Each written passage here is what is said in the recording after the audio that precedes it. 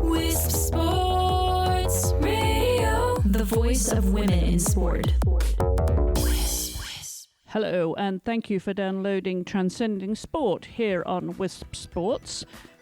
I'm Chris Stafford, and on this episode we're going to be discussing female football referees. That's American football.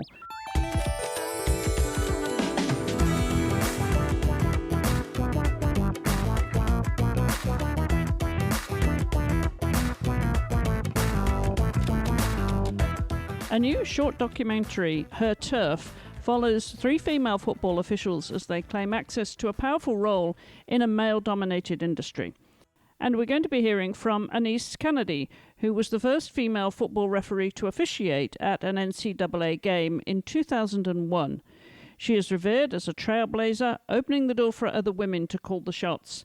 The three-time cancer survivor does not shy away from reporting harsh realities on what it's like being the first female on the field.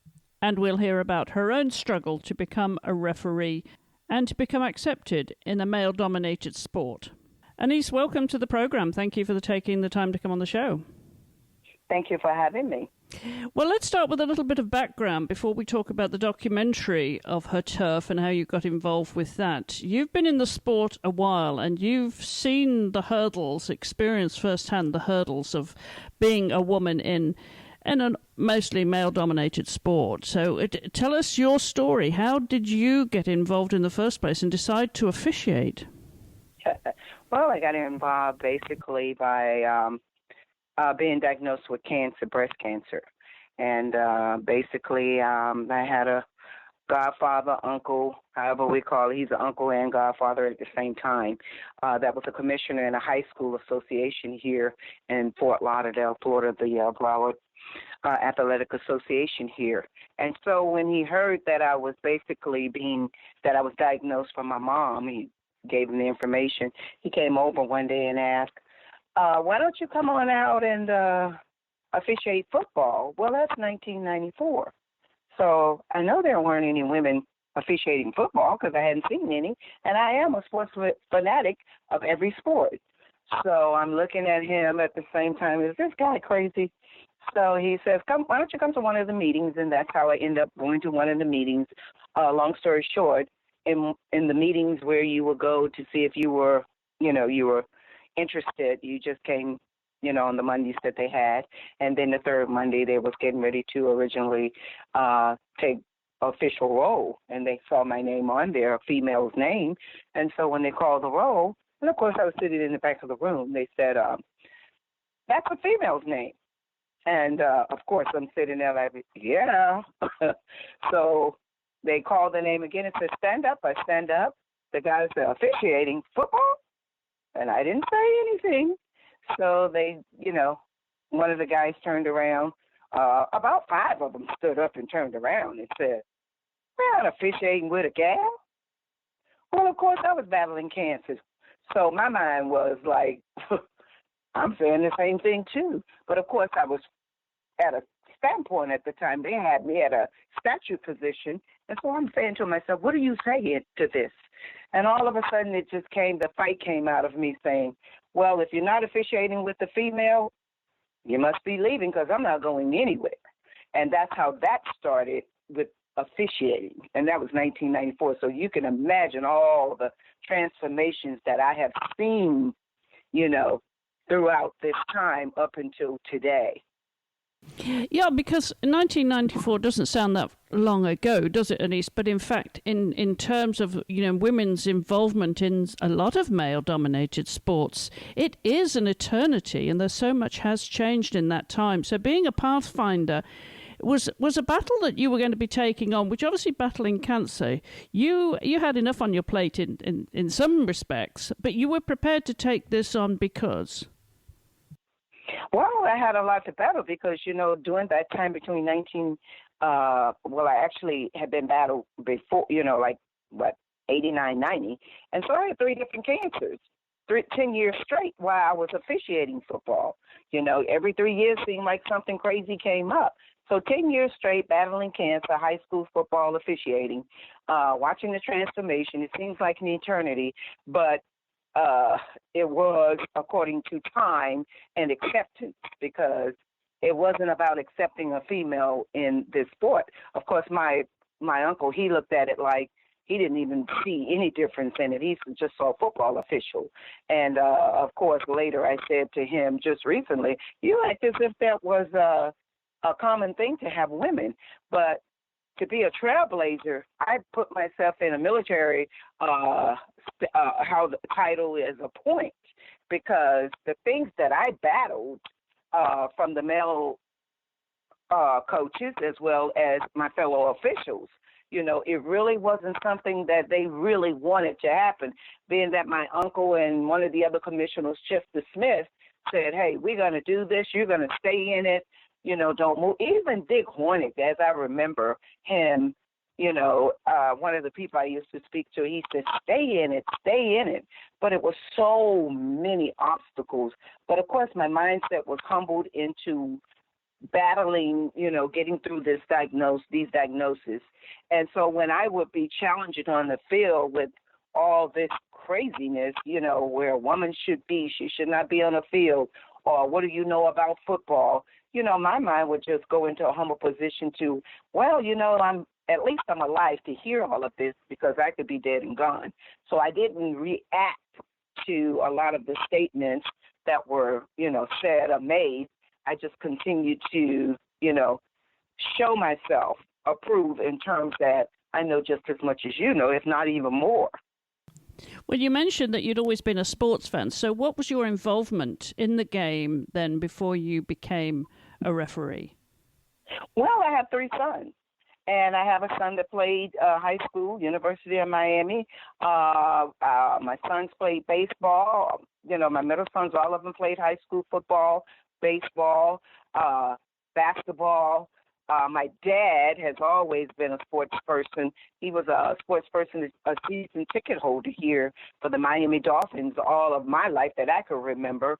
And so we would sit and look at the games, or boxing, you name it, we were into it. It was just a challenge to be able to sit with my dad and watch the sports, and then be able to, he would communicate things in terms of asking questions. What do you think this is? What do you think that is? And I think that's how I got into the rules aspect of different sports, because he would say, well, what do you think they're doing if it was swimming? Well, because we were, my siblings, and myself, they kept us in swimming and every sport from soccer, you name it, we played it, kickball, fast pitch, softball. So my dad was always about, well, what do you know about that sport when you're playing it? Do you know the rules? So we had to learn things from a point of each side of the game, whether you're physically into it, the mental aspect of it, as well as the rules part of it, because, I had educators as families. And so as for my family, and my mom would always say, well, define this word. You had to learn a word every day. So, when it comes to sport, so I was ready for it. You obviously had the kind of background that you needed to really take this on head on, Annice. But it's still a challenge, isn't it, when you're breaking into a male-dominated environment? So talk about those first games that you started to referee, and once they realized that you were there to stay. Did they come around, or were they still a little bit prickly around you? Oh, no, they didn't come around. Officiating football, and I was a basketball also official, deeply involved in it. The basketball was more acceptance than football. And in the male-dominated football, it's still that way. It's still so antiquated in how they're doing things, the acceptance of females. I mean, I look at this country, this world, or anything, and, we have female firemen, female police officers, female, Congress people, whatever. But when it comes to football, it still has this stigma, this thing about women shouldn't be there. What are you doing here? Or you get that look. I remember going to some of the football, seminars and whatever, and guys would just walk up to me. We would have name tags on, and they would just walk up to me rather than say, hi, how are you doing? Just walk up, stare at my name tag, and just stand there. So I started picking up the name tag, putting it directly in their faces, and then I said, since you're not, I'm not an existent factor here, then maybe you just need the name tag, and then that's when they would speak. But this world of football is still not a door opener. It still doesn't really have a pipeline for women. We accept you in terms of, okay, we know you're out there.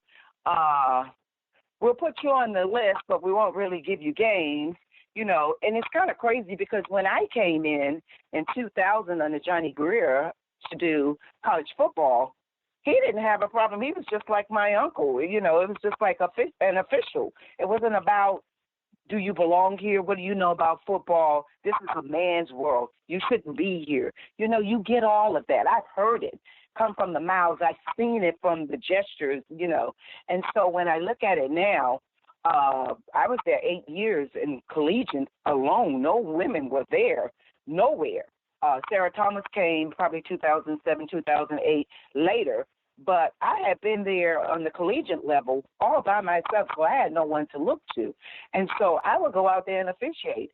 My backing was NFL officials because basically that's who I knew. And they would train me, strategically in videos and, looking at film, just constantly. But still, the acceptance on the field with college coaches, I would get respect from some, and then I would not get any type, response from some of them. And so when I look at it today, it seems like we have gone backwards, so to say, because I'll say about within the last 3 to 5 years, it was a little where, they were picking up women and whatever. But as I look at today, it seems like it's kind of going backwards. They pick up the women, but then now we'll pick you up and put you on in our conference. But, hey, I don't know if we should give you a game. Maybe we'll put you on a supplementary list. But when I go around to these camps and clinics, and I'm a clinician, and I watch and I see, who's capable and who's not, these women are well ready. They're 2 and 3 times, ready than the males. But are they being selected? Are they being watched? Well, I don't think they're really being taken that serious, It's like, yeah, you're here, but we prefer a male first. Because if you look in this country, there are very few conferences that have accepted women football officials. But if you look at the females on the field, you'll see the capability is just as equal to the male, if not even better. But when it comes to the selection of bringing them into a conference, that's the other question, Shall I pick them or will I pick them? Oh, no, I'll stick with what I know, and that's a male. So, breaking the ice is still like, having a pick fork trying to break a block of ice, and, it's just trying to find a way to become more acceptance for females. And my goal is to constantly go and encourage and teach and, teach women and give them the opportunity to even have a say in it, because there are so many women coming and saying, if only I knew that I could do this, or can I do this? And now it can be scary when you're telling women, well, yeah, you can do this. But if they're not picking them up, my word means nothing. I can say you can do it because I've done it, and there are some that have done it and some still doing it. But when you look at where we are today, I started 2000 collegiate. Sarah Thomas started, I guess, 5 years ago, NFL. And you look at, from that time, 2000 to 2019, there's only one female on the football field, and then we have replay. There's only one replay official in the NFL, which is Terry Valente. So when we look at these things, where are we moving? I mean, that's 19 years later, and we're still at a single digit. Tell us a little bit then about how you got involved with the documentary Her Turf. How did that come about? Well, 5 years ago, I was at a football camp clinic in Houston, Texas, at a Harold Mitchell's camp as a clinician. I was invited because, from my understanding, they were looking for me, looking for the first. They wanted to know who was the first to open the door for collegiate. And so a young lady, Evander Lewis, that works under Harold Mitchell's camp as well as on the football field, I think she came in around the same time Sarah Thomas came in collegiate football, and she wanted to find the first woman. I think someone from Associated Press had mentioned there's a woman that has been doing this, and so they found me, and I came to the camp. I was invited and accepted, and at that time, Chantel Hansen was there, which I knew nothing about her. I was on the field critiquing some of the football officials, and someone came to get me, and they asked, are you Annice Canady? And I said, yes, I am. And they said, well, Ms. Hansen would like to meet you. And I said, well, who is that? And then they said, her name is Chantel Hansen. She would like to pretty much do a documentary on female football officials. I said, okay. They said, well, she's over here on the other field. Are you interested in coming over? Would you like for her to come over? I said, as soon as I'm done here, I'll come over to her. And she started explaining to me what she was interested in doing. She just took on this feel of wanting to do something on female football officials because she was fascinated with it. I mean, she hadn't seen it, and she happened to see a female in San Francisco, so she was just, behooved by it. So someone had mentioned that the first was over on the field, so she thought it was a great idea to start, bring me in and give more about the beginning of the start. And so from there, she talked and spoke to me about it. We talked about it. She asked about some of the barriers in terms of being broken or whatever. And at that time, Harold Mitchell was one of the big advocates of bringing women in without question. And so I said, well, this is a barrier breaker here. The fact that I think he had at that time maybe 5 or 6 females on the football field. And so she was like, oh, wow. I mean, I came to the right place. And then, of course, Harold Mitchell was like, yeah, she's been asking about you. She called me and asked me about you, and I told her you were going to attend my football camp, and it would be nice to talk to you. But when she was asking questions, she said, well, is the door really open for women? Are they really? And I had to tell her, nope. The door has not opened for women. The door here at this particular camp and the conference that Harold Mitchell was the supervisor officials of, the SWAC conference, they have opened the door. And, of course, Gerald Austin in the Conference USA. But the door was not an open door. It was a door where you had to really prove yourself. And the females have to even prove themselves even doubly. So just trying to explain that to her in terms of, you're going to run up to a lot of obstacles. You won't see as many females as your expectations, seems to be. But, we're trying, you're striving, and we're getting there, hopefully. It's just at a turtle pace, but we're getting there. And she started saying, well, I want to do this documentary on females. I haven't named it yet. And she started telling me all about it. And, from there, this is where we are today, because when I first heard from her, I said, well, maybe I'll hear from her, maybe I won't. And she kept in contact, year after year in terms of what she was adding to it and how she wanted to follow the females who were on the field and are on the field around to get more of a presence of the females on the field officiating. Well, clearly the spotlight needs to be shone on females officiating in football, as well as other sports as well, where they're in the minority. But how far do you think we've come now? You've mentioned some other names of other women who are officiating. So compared to when you started to where we are now, how many more females are there actually refereeing in NCAA football? NCAA football, well, from Division I down to JUCO, basically I will say in the NC2A, we have maybe about 20 women, maybe.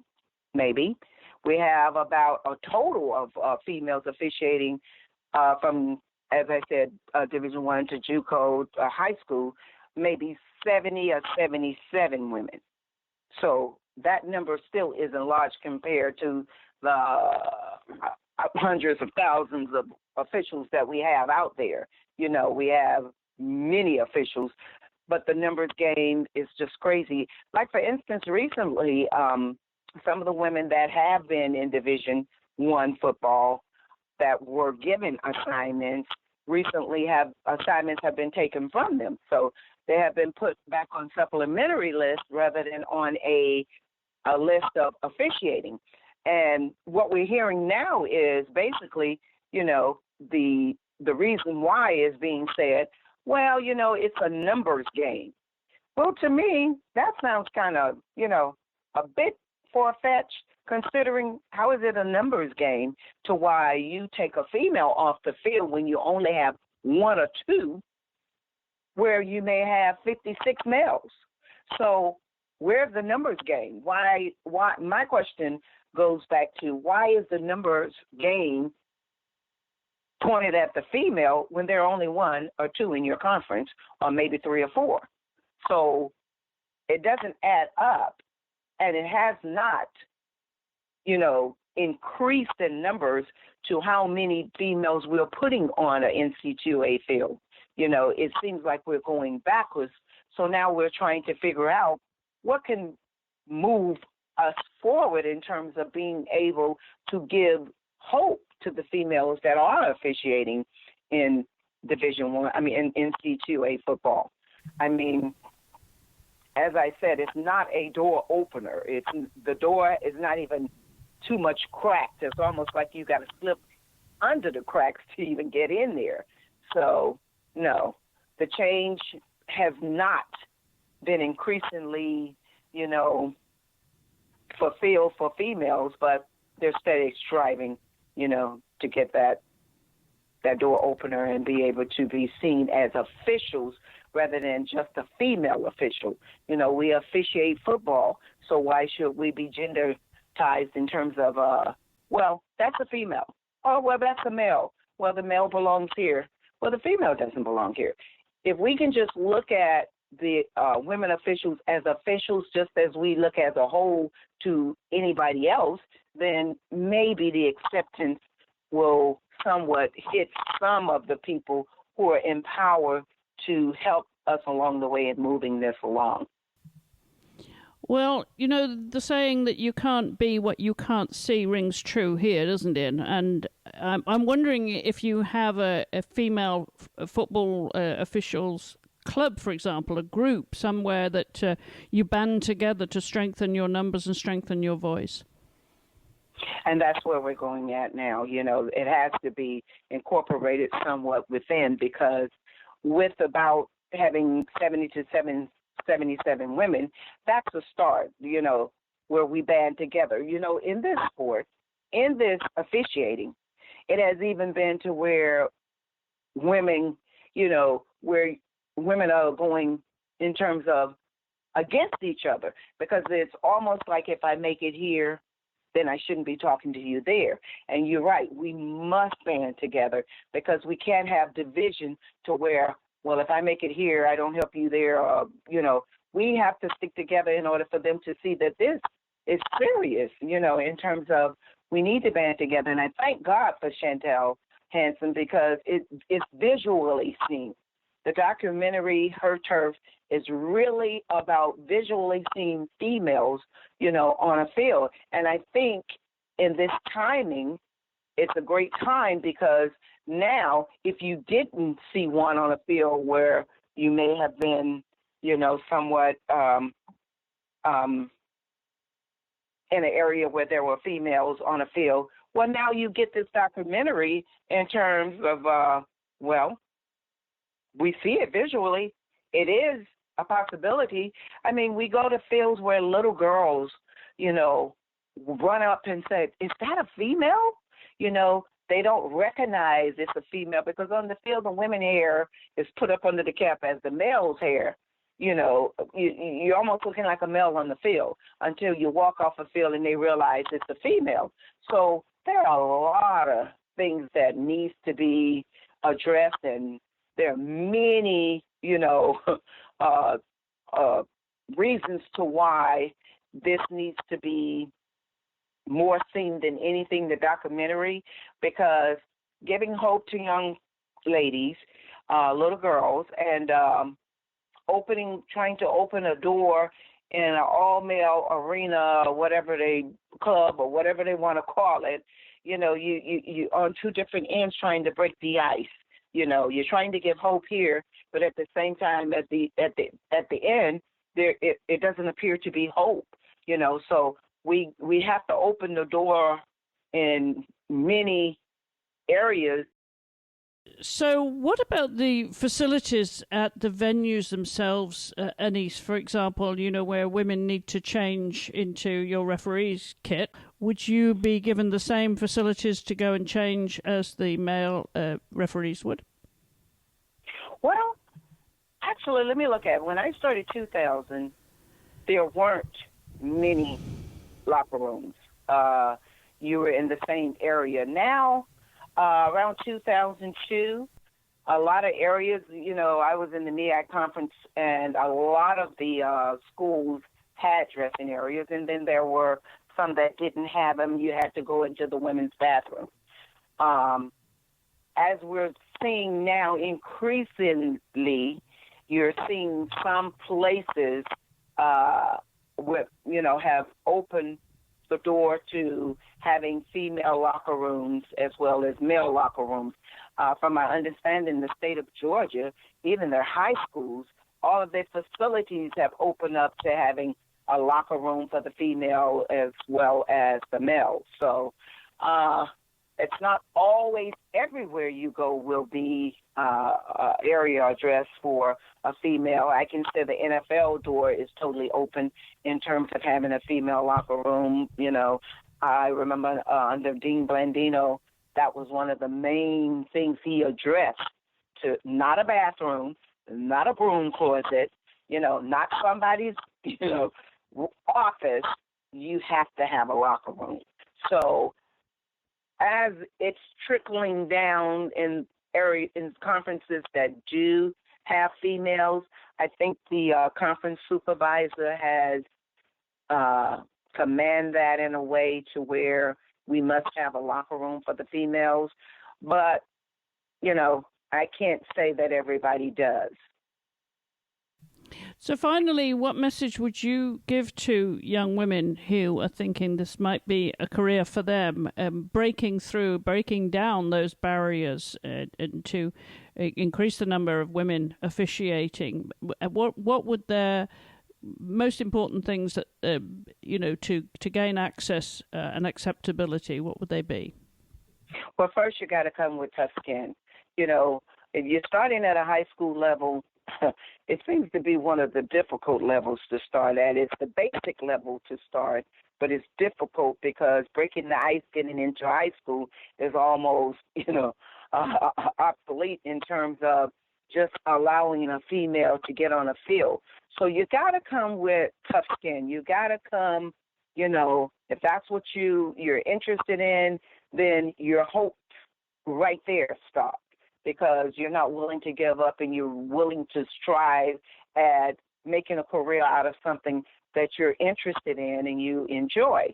So from that point, you stay there, you learn, what there is to learn in officiating, rules-oriented, your field presence or whatever, and you constantly show yourself approved that I belong here just as much as the male belong here. We need visual, presence to be able to give young ladies the hope and dreams of this can be a career for you. So Her Turf is a perfect avenue and documentary for women to see. They can see women on the field. They can see that we do exactly what the males are doing. When we're at these camps, these young ladies are at these camps, they are accepted just like the males. When they apply, you put your application in, your application fee, they accept your application fee, just like they accept the males. They don't say, well, you're a woman, we're going to put you over here. Because he's a male, he goes there, they accept you equally to come to the camps and clinics. Why can't there be an open door to be equally put on a field just as you are the male? So we have to be strong in those areas even when we're going to these camps, because all of the supervisors are there of conference, and so they see you. The thing is being able to join a conference and being selected, and that's the numbers game. That's where I see the numbers game, because you have a choice to select the females, but if you opt out not to pick them, then they don't have, a presence, a purpose, not even a dream of fulfillment, a career that the guys have. You're not equally seen in that aspect. So we're to continue to go. We need to band together. We need to come together.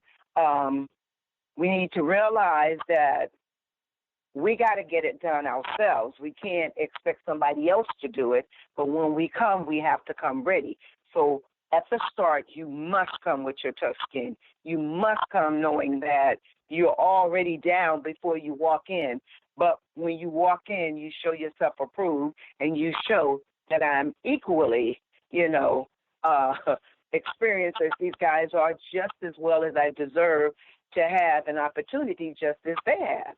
So just opening the door for women, I think this Her Turf is a great thing for women. It gives visual, sight to women, little girls, and anybody else that wants to officiate football.